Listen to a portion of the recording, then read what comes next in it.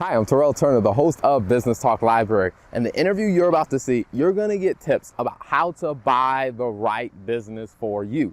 Now, we sat down with a gentleman who has owned over 6 businesses and has since been in the process of selling those businesses. And now he's in the business of helping other people buy and sell the right business for them. Now, he's going to give you a few tips that I think you should really pay attention to. The first one are things that you should look for when a business is for sale. He's going to also talk about the exit strategy. What should you be thinking about if you're wanting to sell your business? Also, he's going to be talking about some of the common things that most people overlook when it comes to buying a business. So stay tuned for that interview.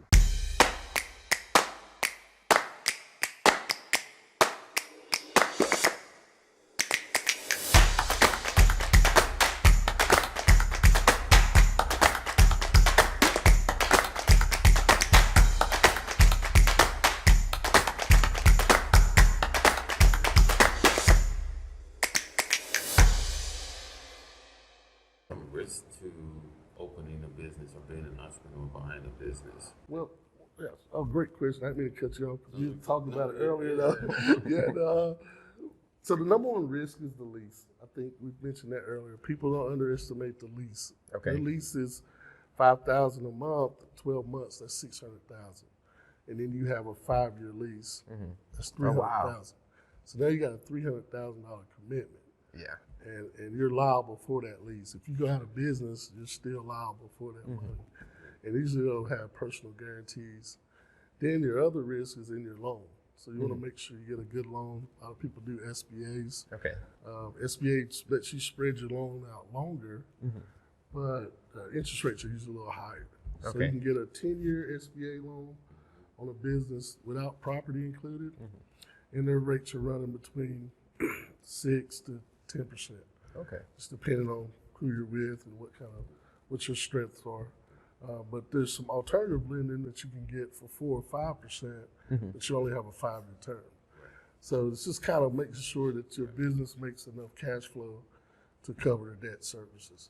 Okay. That's one of the things that people aren't calculating. We call it making the deal pencil.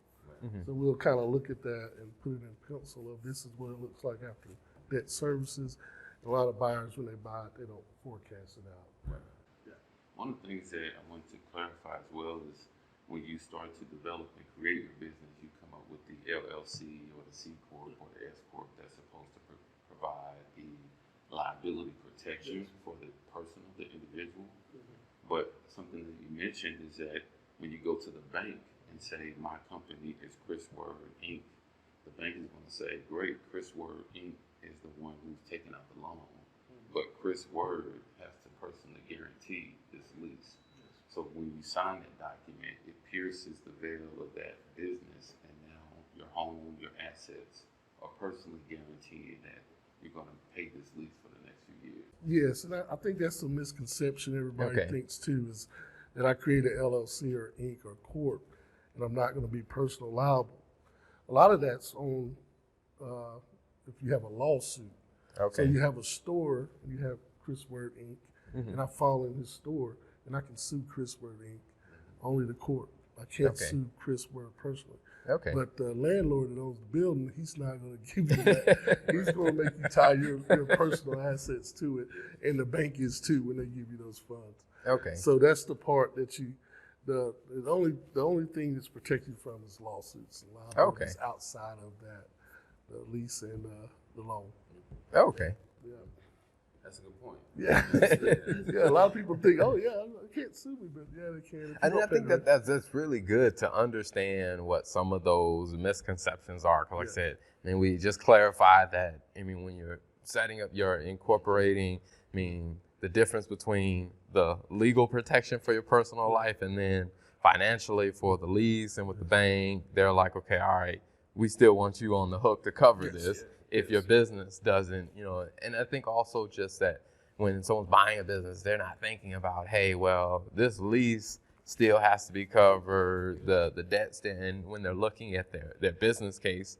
So when you're looking through a business, I guess, as a broker, can you help them lay out, hey, these are some things you need to have in your business case, or does that fall outside of what the broker does?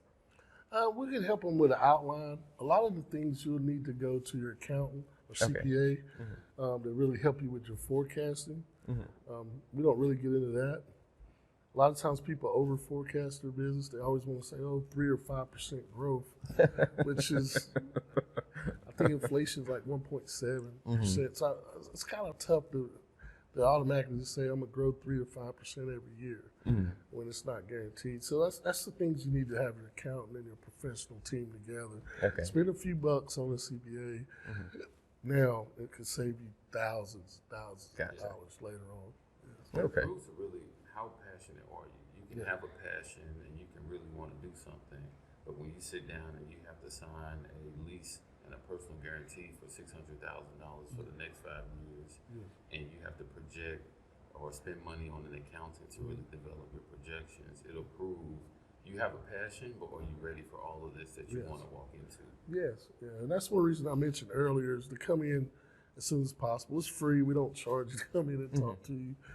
We have free seminars, discuss these same nuggets, and we can start trying to put you in because I want you to see this before you get into this. I want you to understand this big picture that you're going to get into, and it's great to go tell your friends I own a business. It's different to put yourself on that big of a hook. You can do MLMs if you need to just say that I own a business, and there's very low cost. And there are businesses out there that are very low cost that we can get you into. There's business you can buy that's home based. We don't have a lease. You can run your business. So now with all the technology, a lot of people do that, and they'll rent shared office spaces, and they can run their company and their overhead's $1,000 a month instead of having a $10,000 a month note. So there are some options out there. So when a person is thinking about, buying a business, and people hear about, hey, I want to start a business, I mean, it's very, very much talked about as, hey, I'm going to do this, but very few people talk about the exit strategy. Like, what are your thoughts on, like, when should a person start thinking about, hey, what is my exit going to look like with this business? Like, when should they start thinking about that? Like, or how early in the process? Well, I don't think you can ever start too early. Now, that being said, you need to start at least 3 to 5 years from when you're wanting to exit. So if you know that at exit 65, I want to exit, at exit 60, you should start looking at that process because your last 3 years tax return is what the bank's going to look at to do their SBA funding. So you want to make sure on there that you have your accountant in place to show all the profit that you're making. Show every coin, because then your multiple is going to increase. So if you think about that 2 to 5 times, if you can just increase your EBITDA, if you increase your EBITDA $50,000, increase the price of your business from 100 to 250.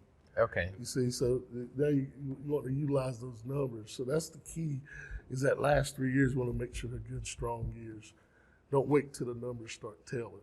Because then your multiple's going to tell. It's going down too. So you want to make sure it's on the way up. And if you could hit it perfect, you'd hit it at peak. In the perfect world. So that's what we want to get as close to that as possible. So when thinking about the selling or the exit strategy, what are some of the signs that, hey, a person probably should consider, hey, maybe it's time to get out of this business, or maybe it's time to move to something else? Well, one of them, like we mentioned earlier, is if there's somebody that's coming in that's going to dominate the market. So you're looking at the Lowe's or the Home Depots coming in, or some of the bigger guys are getting into it. That's the number one time to get out. The second time would probably be if you see it starting to tail off. So a lot of businesses have trends. They have they're hot for a while, right? So the new thing would be this type of business is like now the nutritional business is real hot. Everybody wants to be healthy, so everybody's getting into it. And the fitness clubs is real hot. Everybody was going fitness clubs. You know how many fitness clubs we got for sale now in America? I don't know the number off my head, but it's astronomical because so many of them flooded it. And Okay. so that's when you want to make sure when something like that happens, you want to make sure either you're the go-to person in the community, or it's time to start getting out. Okay. Yeah. Is there a risk with wanting to sell and wanting to buy? And this is the reason. If the number one question is, why are they selling? Yes. And if I have that passion and I'm coming in, I'm asking the broker or the seller, why are you selling? What's the discussion there? Yes. So number one thing you want to hear is if it's retirement or if it's divorce, right? That's another high one on the list. But then there's a thing, burnout too, because you'll get business owners that real passionate about something. And if you own a restaurant that's open 7 days a week, and you do it for 10 years straight, you can burn out. Your business could be profitable. You've lost the passion. Okay. It's kind of went away. So those are some of the topics that you want to hear from the seller when you're looking at buying the business. But you want to stay away from some of the answers that might be, I'm just tired of it, or there's something else is underlying there, or some of the books look shaky. Because a lot of times, what happened with a seller is he'll take and work 80 hours a week in the business. He don't pay himself a salary.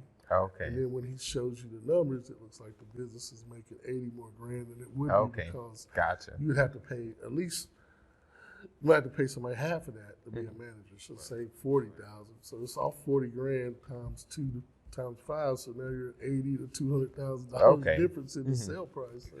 So, so there's a lot of things like that we have to dive into and look at. Speaking of that, so when a person's going to buy a business, I mean, the risk that you take or the responsibility that you sign up for when you buy that business, are there any types of ways where a buyer can protect themselves? Or let's say if something wasn't disclosed, like, how do they protect themselves when they're going into that buying process? Well, there is some unique ways that we can structure the deal.